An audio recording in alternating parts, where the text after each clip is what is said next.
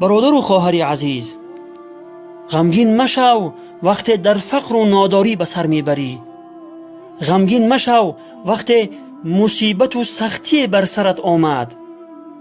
غمگین مشو وقتی به بیماری مبتلا شدی و یا نزدیکانت را از دست دادی و یا دیگر مصیبت‌های بر سرت آمد، زیرا خدا و آفریدگار تو با تمام شفقت و مهربانی به تو میگوید: استعیذ بالله عسى ان تکرهوا شیئا و هو خیر لکم.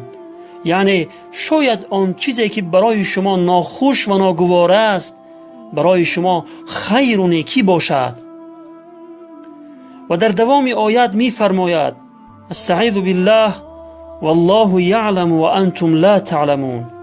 یعنی و حقیقت این را خدا می داند، شما نمی دانید. پس هرگز غمگین مشو، چون که در هر مصیبتی که بر سرت می آید البته در آن خیری نهفته است که آن را تنها خداوند می داند.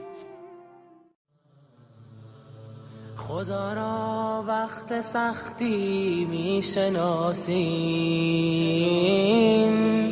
به هنگامی که در ترس و هراسیم. چو سختی و مصیبت برطرف شد، خدا را غافلیم و ناسپاسیم.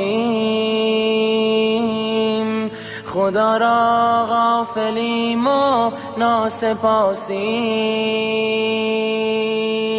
عجله